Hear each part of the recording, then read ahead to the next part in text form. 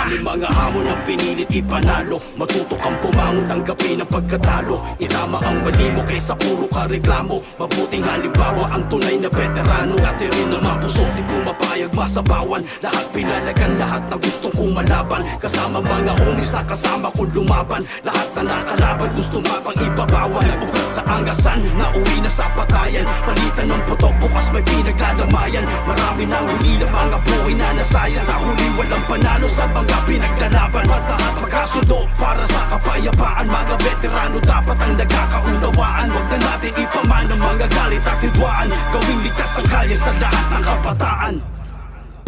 Wala nang dapat patunayan pagdating sa salita. Makikita mo naman kung paano na